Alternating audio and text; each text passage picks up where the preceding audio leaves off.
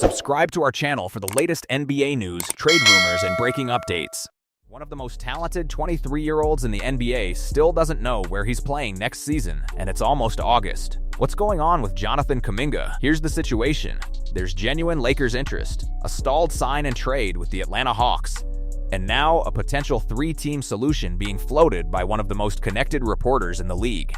Every angle of this story matters, and we're breaking all of it down right now. Jonathan Kuminga is a former lottery pick and a Golden State Warriors NBA champion. He has spent 5 seasons developing in the league, and heading into 2026-27, he enters his 6th NBA season as one of the more intriguing unsigned players on the market.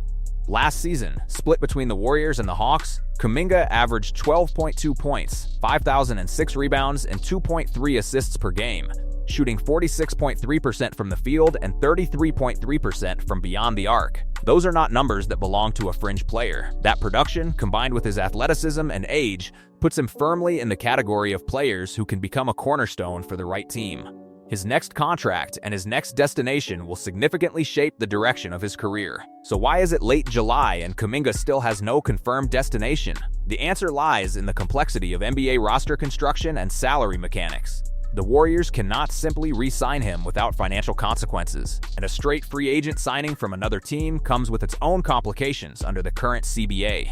A sign and trade is the most realistic path forward, but as this offseason has shown, those deals are far easier to discuss than to execute. The Los Angeles Lakers are reportedly still in the mix for Kuminga. According to Hoops Hype's Michael Scotto, the Lakers and the Hawks had active discussions centered on a sign-and-trade framework. As Scotto reported, the Lakers and Hawks had discussions on a Kuminga sign-and-trade that would have involved Jared Vanderbilt and a Los Angeles 2032 first-round pick swap. As the California Post's Kobe Price first reported, under that structure, Jared Vanderbilt and a 2032 Lakers first-round pick swap would head to Atlanta, and Kuminga would land in Los Angeles. On paper, that is a reasonable framework. In practice, it hit a wall, and the reason is straightforward. Scotto noted that the Hawks have been resistant to taking on Vanderbilt's $13.29 million salary for the 2027-28 season, which is a player option. Atlanta does not want a $13.29 million player option sitting on their books for 2027-28, particularly for a player they did not choose to acquire. That contract risk is the single biggest obstacle blocking this deal. This is where the three-team concept enters the picture. Scotto raised the question directly. Could a combination of Dalton Knecht and Jaden Hardy, who both have team options for the 2027-28 season, work better in a three-team trade construct involving Kuminga landing with the Lakers and the Hawks getting a traded player exception along with draft pick compensation? This is a meaningful distinction. Dalton Knecht and Jaden Hardy both carry team options for 2027-28, meaning Atlanta would hold the decision-making power over whether those salaries remain on the roster. That eliminates the long-term commitment risk that made Vanderbilt so unattractive. The Hawks would also receive a traded player exception along with draft pick compensation, giving them real assets and flexibility to work with. The identity of a third team remains an open question, and whoever enters this deal would need to receive enough value to justify their participation. That negotiation is the next hurdle. Now, should the Lakers do everything in their power to make this work? The case is straightforward.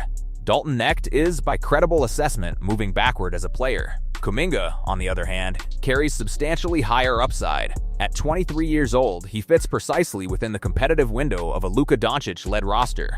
Swapping Knecht for Kuminga would be the wisest move the franchise could make at this stage of the offseason. The pairing of Kuminga with Luka Dončić creates a dynamic that could accelerate Kuminga's development significantly. A high-usage star alongside a versatile, athletic forward is an alignment that works at the highest level of the game. The cost of inaction is real. If the Lakers fail to land Kuminga, the question becomes, who fills that role? There is no obvious alternative available at this stage of the offseason.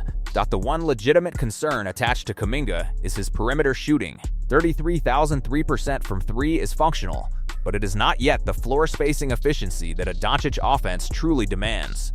Whether Kuminga can develop that reliability is a fair question, but it is a developmental question, not a disqualifying one for a player who just turned 23. The clock is running. Training camps are not far off, and this deal has not materialized yet. 3 outcomes remain in play. The three-team trade gets structured, and Kuminga goes to Los Angeles. A separate team enters the bidding and beats the Lakers to the punch. Or the entire framework collapses and Kuminga signs elsewhere, potentially even returning to Golden State. Watch the Hawks' willingness to engage on a revised structure. Track any reported movement on Necht or Hardy, and monitor whether a third team surfaces publicly. The Lakers have the motivation. The question is whether they have the pieces and the time to get it done.